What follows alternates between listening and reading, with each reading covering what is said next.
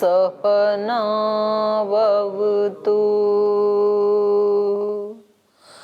सहनौ भुनक्तु सह वीर्यं करवावहै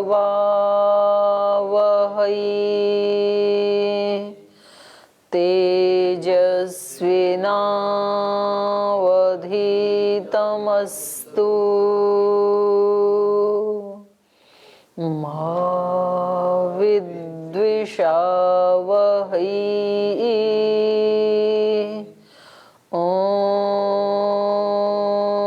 शांति शांति शांति।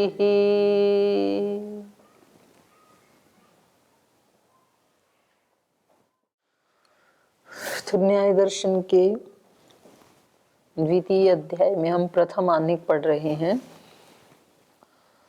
और अर्थवाद पढ़ रहे हैं। ब्राह्मण ग्रंथों में 3 प्रकार के वाक्य मिलते हैं, विधि वाक्य, अर्थवाद और अनुवाद। तो विधि वाक्य तो वो होते हैं जो कोई विधान करते हैं या अनुज्ञा करते हैं, नियोग या अनुज्ञा 2 प्रकार का विधान होता है, कुछ प्रेरणा देना किसी को कुछ करने के लिए। और अर्थवाद क्या होता है, जहां स्तुति की जाती है किसी फल के लाभ को दिखा करके, या निंदा की जाती है वर्जनार्थ रोकने के लिए, और प्रकृति विरुद्ध कहीं कोई विधि हो रही है तो उसके बारे में बताया जाता है, और पुराकल्प। तो ये आज हम पढ़ेंगे, तो भाष्य में ही देख लेते हैं। ये जो था विधि और निषेध, निंदा, तो इसमें एक में फल को सामने रखा। जब हमारे सामने कोई फल रखा जाए ना कि भाई ये ऐसे करने से ऐसे होता है, तो व्यक्ति को तुरंत विश्वास होता है। जैसे आपके सामने कोई छोटा सा चमत्कार करके दिखाए कि देखो मैंने ये मंत्र जाप किया और अब देखो ये ऐसे हो रहा है मेरे सामने, मैं बिना मंत्र से भी अग्नि प्रज्वलित कर सकता हूँ, मानो ऐसे कोई व्यक्ति कहे, और उसने मंत्र बोला और अग्नि प्रज्वलित हो गई, तो बोले ऐसी ऐसी सिद्धियां मिल जाती हैं। तो फिर आपकी रुचि होगी, अच्छा फिर तो मैं भी गायत्री का मंत्र जपना शुरू करता हूँ आज से। तो फल को देख करके वो फिर स्तुति की भावना होती है, और स्तुति करने से फिर श्रद्धा उत्पन्न होती है। और ऐसे ही हटाने से, ऐसा करोगे ऐसा हो जाएगा। बिल्ली ने यदि रास्ता काट दिया तो आपका काम सिद्ध नहीं होगा। तो इसका क्या मतलब हो गया, ये निंदनीय, निंदा हो गई ना इस कर्म की। तो वो रोकने के लिए, तो अब जो भी कारण से रोकने के लिए ऐसे कहा होगा किसी ने कि भाई ठीक है वो प्राणी जा रहा है तो तुम थोड़ा रुक जाओ, उसको चला जाने दो बेचारे को। तो ऐसे जहां रोका जाता है, तो ऐसे इन्होंने रोका ना कि जो यज्ञ याग आदि में सबसे पहले करने योग्य है ज्योतिष्टोम, उसको ना करके और सीधा ही कोई बड़ा याग शुरू कर देता है, तो वो गर्ते पतती, खड्डे में गिरता है। तो इससे क्या होगा कि भाई फिर ऐसा नहीं करना, ऐसा बुरा फल मिलता है तो ऐसा नहीं करेंगे फिर। और कहा कि ये जो इसका त्रुटि है, एतत् अयम एव एतत् जीर्यते, ये ही इसको जीर्ण कर देगा, ये इसका दोष युक्त कर्म ही इस व्यक्ति को जीर्ण कर देगा, प्रमीयते वा, या इसको अच्छी तरह मार डालेगा। तो ऐसे भय के कारण व्यक्ति फिर गलत काम नहीं करता है। आगे कहा अन्य कर्तृकस्य व्याहतस्य विधेर्वादः प्रकृति ही। अन्य कर्तृकस्य, कोई अन्य जिसका करता है, अन्य के द्वारा कर्तृक, व्याहतस्य विधेः, व्याहत माने विरुद्ध विधि, उसका जो वाद, उसका जो कथन, उसको कहेंगे प्रकृति ही। जैसे उदाहरण दे रहे हैं, हुत्वा वपाम एव अग्रे अभिधारयन्ति अथ पृषदाज्यम तद उह चरकाध्वर्यवः। पृषदाज्यमेव अग्रे अभिधारयन्ति अग्ने प्राणः पृषदाज्यम स्तोमम इत्येवं अभिददति इत्येवं आदि। जैसे एक ये जो हवन आदि करते हैं, तो एक जो ग्रुप है उनका मत क्या है? वपाम एव अग्रे हुत्वा अभिधारयन्ति अथ पृषदाज्यम। ये कौन कहते हैं? चरकाध्वर्यवः। चरकाध्वर्यु माने वैदिक विशेष हैं। अध्वर्यु, चरकाध्वर्यु ऐसे उसमें याज्ञिक होते हैं ना यज्ञ में। तो ये अध्वर्यु का काम होता है कर्म कांड सारे करना, और होता का काम होता है वो केवल उन मंत्रों से स्तुति करेगा, और ब्रह्मा का काम होता है निर्देश देना। तो अलग अलग वेद के अलग अलग ये वो होते हैं, क्या कहेंगे, ऋत्विक। सबसे बड़े कौन होते हैं? ब्रह्मा, क्योंकि वो सबको निर्देश देते हैं तीनों को। और ऋग्वेद के ऋचाओं का जो उच्चारण करता है वो होता, और यजुर्वेद के मंत्रों का उच्चारण करता है वो अध्वर्यु। और उन मंत्रों के उच्चारण के साथ साथ जो कर्म भी करता है वो चरकाध्वर्यु। और सामवेद के मंत्रों का ऋचाओं का जो उच्चारण करता है वो उद्गाता। ऐसे तो अलग अलग होते हैं। तो यहाँ पर एक जो ग्रुप है चरकाध्वर्यु, वो क्या कहते हैं? वपाम एव अग्रे हुत्वा अभिधारयन्ति। जब आहुति देते हैं तो सबसे पहले वपा की आहुति देनी है। अब वपा का अर्थ तो चर्बी होता है, लेकिन इसका अर्थ ये है कि जैसे चर्बी थोड़ा अंदर रहती है ना, तो वहां से निकाल के लाना पड़ता है। तो दोष के जो स्टार्टिंग पॉइंट अंदर तक उसको नष्ट करना है। तो ये कह रहे हैं वपाम एव अग्रे, सबसे पहले वपा को हुत्वा उसका ही आहुति दे करके, और फिर अभिधारयन्ति अभिधारणा करते हैं, अथ पृषदाज्यम, और उसके बाद पृषदाज्य की आहुति देते हैं। पृषदाज्य होता है घी में, कुछ कहते हैं घी में दही मिला देते हैं उसको पृषदाज्य कहते हैं, कुछ कहते हैं घी में थोड़ा शहद मिला देते हैं उसको पृषदाज्य कहते हैं। तो ये काफी विशेष है कि पहले वपा की आहुति देनी चाहिए, उसके बाद पृषदाज्य की। अथ पृषदाज्यम तदुह चरकाध्वर्यवः, और दूसरे क्या कहते हैं? पृषदाज्यमेव अग्रे अभिधारयन्ति, पहले पृषदाज्य को ही अभिधारण करके अग्नि, अग्नि में उसकी आहुति देते हैं। पहले पृषदाज्य की आहुति देते हैं, क्योंकि अग्नेः प्राणः पृषदाज्यम, पृषदाज्य ही अग्नि के प्राण हैं, तो उसको सबसे पहले तो प्राण धारण करवाने चाहिए ना।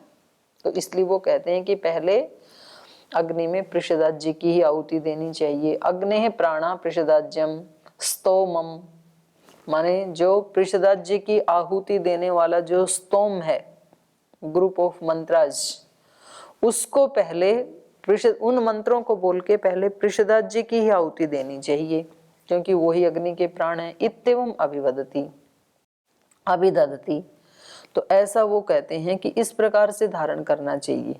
तो ये दोनों में परस्पर विरोध आ गया ना। एक ग्रुप कह रहा है कि पृषदाज्य की आहुति बाद में देनी चाहिए, एक कह रहे हैं पहले देनी चाहिए। तो ऐसे जहां पर विरुद्ध कथन का विधान होता है उसको क्या कहेंगे? परकृति। ये भी अर्थवाद में ही आता है। अन्य कर्तरिकस्य व्याहतस्य विधेवाद परकृति। चौथा है पुराकल्प। पुराकल्प का मतलब क्या है? ऐतिह्य समाचरितो विधि पुराकल्प इति। इतिहास के सदृश जो विधि होती है, ऐतिह्य समाचरित, इतिहास के समान जिसमें आचरण बताया है, ऐसी जो विधि उसको कहेंगे पुराकल्प। जैसे इसका उदाहरण दे रहे हैं, तस्माद्वा एतेन पुरा ब्राह्मणा हविष्पवमानं सामस्तोमम् अस्तौषन् यौने यज्ञं प्रतन्वा महे इत्येवम् आदि। कह रहे हैं तस्माद् व एतेन, उस इस कारण से, पुरा ब्राह्मणा, प्राचीन काल में ब्राह्मणों ने हविष पवमानम सामस्तोतम अस्तौषन, हविष पवमान जो साम का स्तोम है उसको अस्तौषन गाया, माने उसकी प्रस्तुति की। और उनमें क्या कहा उन्होंने? योने यज्ञम प्रतन्वा महे, हे वरुण हम यज्ञ को प्रारंभ कर रहे हैं, विस्तार दे रहे हैं। तो आगे कोई भी वाक्य होगा, आप हमारी रक्षा करना या इसको सार्थक करना, जो कुछ भी हो। तो इसमें क्या है, इतिहास जैसा लग रहा है ना, पूरा ब्राह्मणा, प्राचीन काल में उन ब्राह्मणों ने, तो इसलिए उसके समान ये विधान किया जा रहा है। पुरा ब्राह्मणा हविष पवमानम सामस्तोमम अस्तौषण, तो ये जिसमें इतिहास जैसा कुछ विधान दिखाई दे उसको कहते हैं पुराकल्प। तो ये 4 हो गए अर्थवाद। अभी इसमें प्रश्न कर रहे हैं, कथम प्रकृति पुराकल्पौ अर्थवादौ इति। बोले ठीक है, ये निंदा स्तुति वाला तो समझ में आ गया कि ये अर्थवाद है, लेकिन ये पुराकल्प और प्रकृति ये कैसे अर्थवाद हुए? तो उसका उत्तर दे रहे हैं, स्तुति निंदा वाक्येन अभिसंबंधात विद्याश्रयस्य कस्यचित् अर्थस्य द्योतनात् अर्थवादौ इति। कह रहे हैं स्तुति निंदा वाक्येन अभिसंबंधात, जैसे ऊपर जो ये है व्याहत विधि का विधान, तो इसमें क्या दिखाई दे रहा है? निंदा दिखाई दे रही है ना। एक व्यक्ति ने कहा कि पहले वपा से आहुति देनी चाहिए, दूसरा कह रहा है नहीं, उससे नहीं, पहले पृषदाज्य से देनी चाहिए। तो दूसरा व्यक्ति पहले की क्या कर रहा है? निंदा। तो कह रहे हैं निंदा वाक्य ना अभिसंबंधात, इनका निंदा के साथ अभिसंबंध है। और ऐसे ही दूसरे वाला जो है उसका पुराकल्प का, उसमें स्तुति के साथ संबंध दिख रहा है। तस्माद व एतेन, उस इस कारण से, तो उसके पहले जरूर किसी ने ऐसे स्तुति की होगी, इस कारण से कहा ना। तो तस्माद एतेन, उस इस कारण से, पुरा ब्राह्मणा हविष पवमानम सामस्तोमम अस्तौषण, उन्होंने इस कारण से, उन्होंने भी ऐसे किया। तो किस कारण से? तो लग रहा है कि पीछे भी किसी ने ऐसे किया होगा और उनको फल मिला होगा।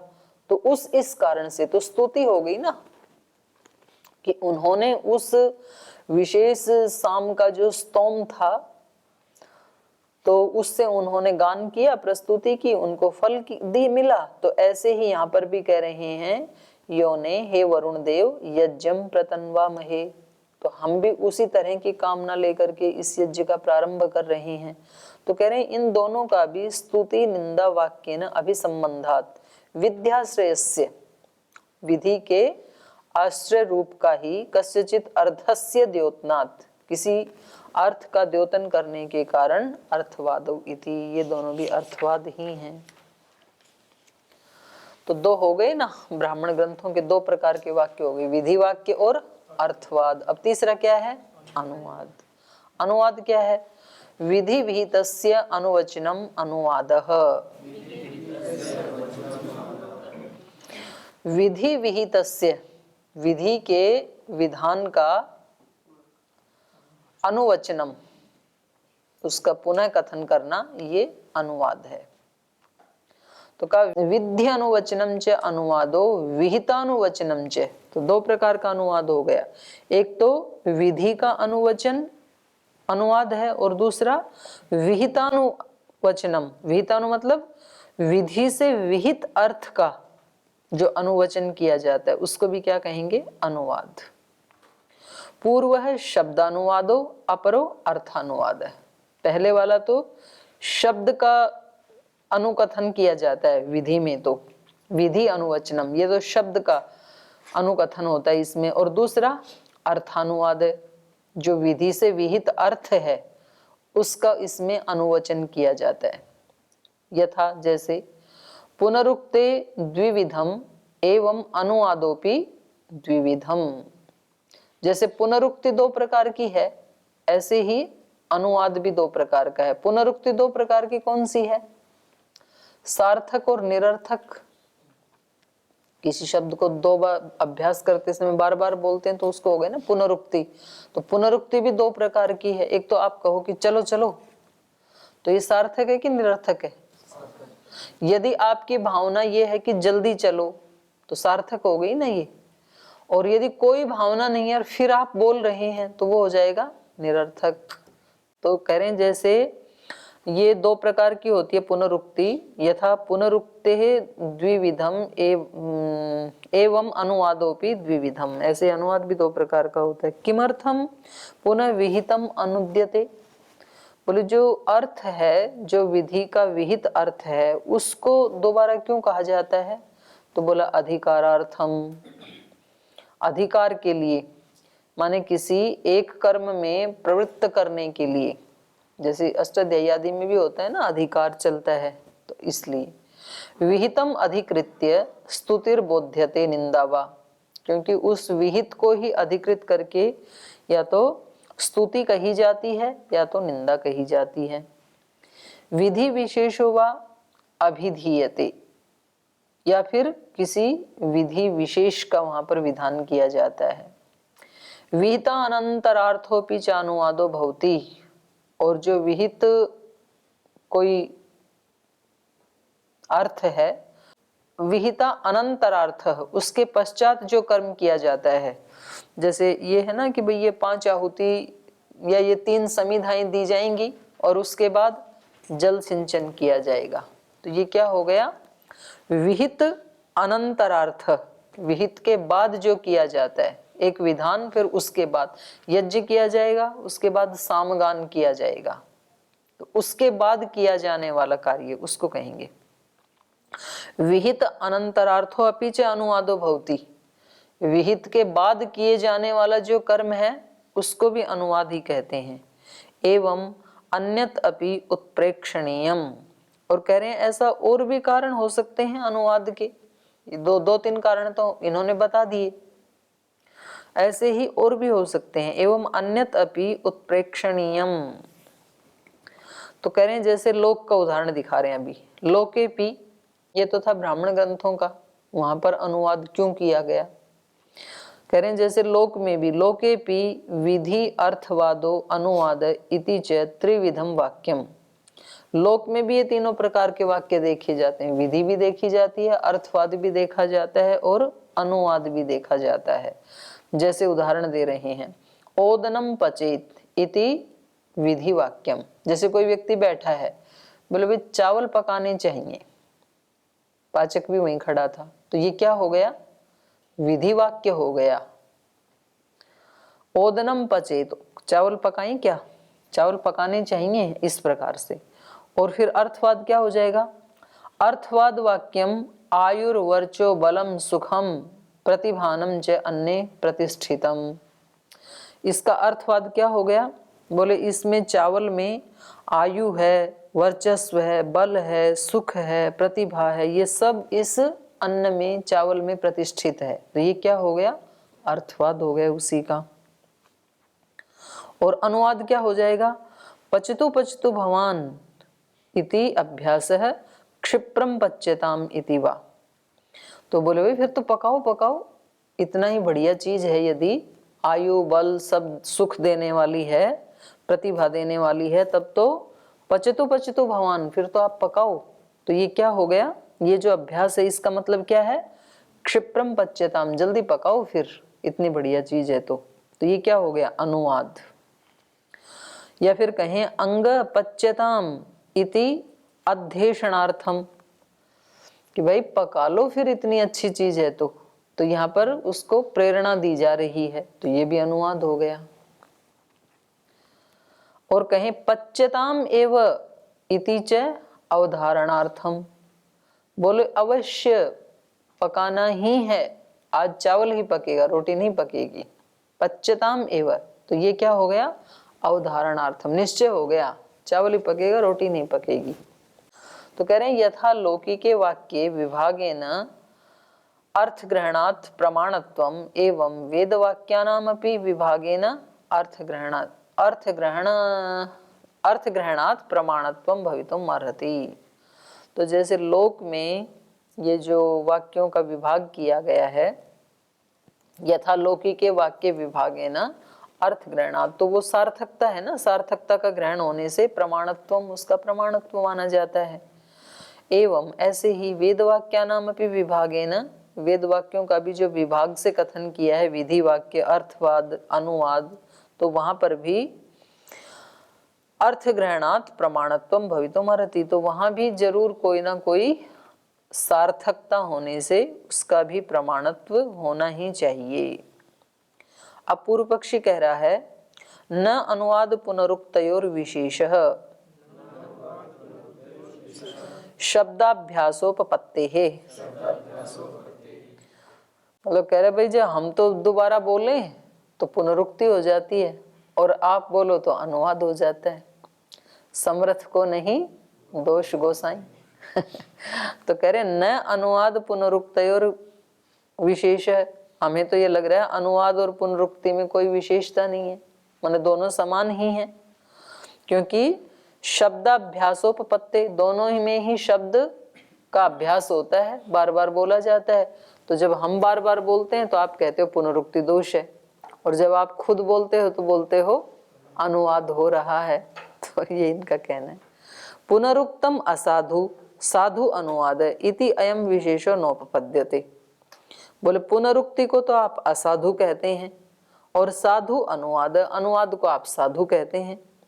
इति अयम विशेषो नोपपद्यते, लेकिन हमें तो इन दोनों में कोई विशेषता नहीं दिखती है, दोनों एक ही जैसे दिखते हैं हमें तो। कस्मात् उभयत्र ही प्रतीतार्थ शब्दों अभ्यस्यते, क्योंकि दोनों में ही जो प्रतीतार्थ है माने जो ज्ञात अर्थ है उसका ही अभ्यास किया जाता है। चरितार्थस्य शब्दस्य अभ्यासात् उभयम असाधु इति, तो जो बात एक बार कह दी उसका दोबारा अभ्यास कर रहे हैं तो दोनों ही दृष्टि में असाधु होना चाहिए, अनुवाद भी और पुनरुक्ति भी। उसका उत्तर दे रहे हैं शीघ्रतर गमनोपदेशवत् अभ्यासात् न विशेष। कह रहे हैं देखो जब यहाँ अनुवाद में कोई बात दो बार बोली जाती है तो उसमें शीघ्रतर गमनोपदेशवत्, जैसे कहें कि चलो चलो, तो वहां पर क्या कहा जा रहा है जल्दी चलो, तो उसके समान शीघ्रतर गमनोपदेशवत् अभ्यासात्, जो दो बार बोला जाता है अभ्यास किया जाता है किसी शब्द का, तो न अविशेष, तो उनमें समानता नहीं होती है। माने शीघ्र गमन की आज्ञा के समान यहाँ अभ्यास होने से, आवृत्ति होने से ये दोनों समान नहीं है, पुनरुक्ति और अनुवाद। नानुवाद पुनरुक्तयोर अविशेष, अनुवाद और पुनरुक्ति में अविशेषता माने समानता नहीं है। कस्मात् अर्थवतो अभ्यासस्य अनुवाद भावात्, क्योंकि अनुवाद में जो अभ्यास किया जाता है वो कैसा होता है अर्थवत, सार्थक होता है वो। समाने अभ्यासे पुनरुक्तम अनर्थकम, और कह रहे हैं कि अभ्यास में कोई विशेष अर्थ न होने से, समान ही अर्थ रहने से पुनरुक्तम अनर्थकम, वो फिर निरर्थक है। अर्थवान अभ्यासो अनुवाद है, तो इससे क्या निकल के आया, जो अर्थवान अभ्यास होता है, सार्थकता वाला जो अभ्यास होता है, बार बार कहना, वो अनुवाद कहलाता है। शीघ्रतर गमनोपदेशवत्, जैसे शीघ्रतर गमन के उपदेश के समान, जैसे कोई कहे शीघ्रम शीघ्रम गम्यताम इति, तो अर्थ क्या है जल्दी चलो, दो बार बोला जा रहा है ना शीघ्रम शीघ्रम, तो इसका मतलब क्या है क्रियातिशयो अभ्यासेन एव उच्यते, वो जो गमन क्रिया है उसका यहाँ पर अतिशय कहा जा रहा है कि थोड़ा जल्दी करके चलो। उदाहरणार्थम चैदम, ये तो उदाहरण के लिए हमने बोला है। एवं अन्योपि अभ्यास, ऐसे और भी बहुत सारे अभ्यास हैं लोक में। जैसे किसी ने कहा पचति पचति इति क्रिया अनुपरमा, कोई किसी ने जाके वहां पर कहा कि भाई खाना पका लो, भोजन बना लो, और वो कह रहा है पचति पचति, बना रहा हूं। इसका मतलब क्रिया का उपरम नहीं हुआ है, क्रिया चल रही है। तो दो बार बोला ना उसने, तो कहना क्या चाह रहा है क्रिया चल रही है अभी। ग्रामो ग्रामो रमणीय, तो यहाँ पर क्या कहा जा रहा है व्याप्ति। ग्रामो ग्राम है मतलब प्रत्येक ग्राम, सभी ग्राम बहुत सुंदर हैं, रमणीय हैं, तो यहाँ व्याप्ति कही जा रही है। तो ये जो डबल ग्राम ग्राम कहा गया ये सार्थक है, निरर्थक नहीं है। जैसे ये कहा परि परि त्रिगर्तेभ्यो वृष्टो देव इति परिवर्जनम, तो यहाँ त्रिगर्त को छोड़ करके, दो बार परि परि कहा ना, भाई त्रिगर्त से परे परे बारिश हुई, तो इसका मतलब त्रिगर्त को छोड़ करके, तो सार्थक हो गया ये। अध्यध्य कुड्यम निषण्णम इति सामीप्यम, किसी मंदिर में गए तो बोले दीवार के पास पास भिखारी बैठे थे, तो ये क्या हो गया, नजदीकता दिखा रहे हैं, सामीप्यम, अधि अधि आ गया ना 2 बार, अधि अधि कुड्यम, दीवार के साथ साथ, तो कहीं यहाँ समीपता दिखा रहे हैं दीवार के साथ। तिक्तम तिक्तम, खाना कैसा है, तिक्तम तिक्तम, तो ये क्या दिखा रहा है, प्रकारः, कड़वा कड़वा सा है कुछ, तो प्रकार दिखा रहा है। तो ये जो 2-2 बार बोला जा रहा है ये सब क्या है, अनुवाद, क्योंकि कोई ना कोई प्रयोजन है वहां पर 2 बार बोलने का, ऐसे निरर्थकता नहीं है। एवं अनुवादस्य स्तुति निंदा विशेष विधिषु अधिकारार्थता विहिता अनंतर्था च इति, तो ऐसे जो अनुवाद है उसमें उस अनुवाद का प्रयोजन होते हैं, कहीं स्तुति होती है, कहीं निंदा होती है, कहीं अशेष विधि, कहीं अधिकार के लिए, और कहीं विहित के बाद जो किया जाने वाला कर्म है तो उनका उपदेश दिया जाता है ब्राह्मण ग्रंथों में, तो इसलिए इनकी सार्थकता है। किम पुनः प्रतिषेध हेतु उद्धारादेव शब्दस्य प्रमाणत्वं सिद्ध्यति न अतश्च, कह रहे हैं पूर्व पक्षी कह रहा है, अच्छा जो हमने प्रतिषेध का हेतु दिया था, कौन से प्रतिषेध का हेतु, कि जो विशेष शब्द हैं उनका प्रमाणत्व नहीं है, और हेतु क्या दिया था इन्होंने, अनृत, व्याघात, और तीसरा पुनरुक्ति, व्याघात और अनृत, 3 दोष दिए, बोले हमने 3 हेतु दिए थे और आपने तीनों का उद्धार कर दिया, तो केवल बस इतने मात्र से ही आप शब्द का प्रमाणत्व कह रहे हैं क्या।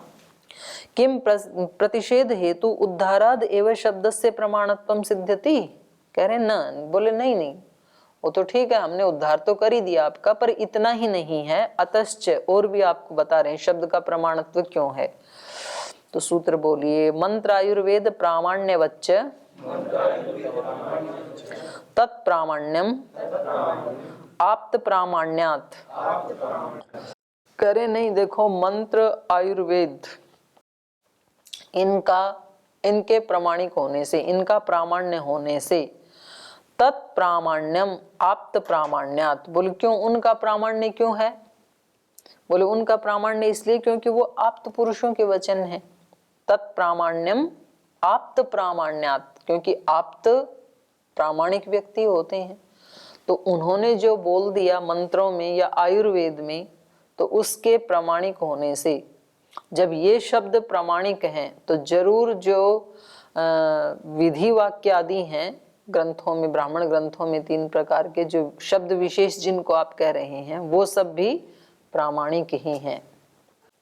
किम पुनः आयुर्वेदस्य प्रामाण्यम, इन्होंने कहा ना कि आयुर्वेद के समान, मंत्र माने वेद और आयुर्वेद माने आयुर्वेद, तो जैसे वेद आयुर्वेद आदि का प्रामाण्य है उसी तरह से दूसरे भी आर्ष ग्रंथों के शब्दों का प्रामाण्य है, ऐसे कहा इन्होंने। और हेतु क्या दिया, आप्त प्रामाण्यात, क्योंकि वो आप्तों ने कहे हैं इसलिए उनका प्रामाण्य है, तो सब ठीक है।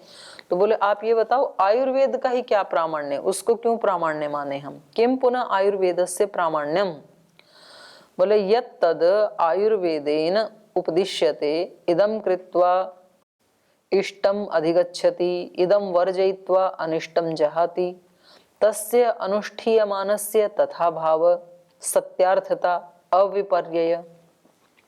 बोले देखो आयुर्वेद में यत् तद आयुर्वेदेन उपदिश्यते, आयुर्वेद के द्वारा क्या उपदेश दिया जा रहा है, इदं कृत्वा इष्टम अधिगच्छति, इसको करके आप अपने इष्ट को प्राप्त कर सकते हैं, माने ये रस रसायन खा के आप आरोग्य को प्राप्त कर सकते हैं, ऐसे वहां पर कहा।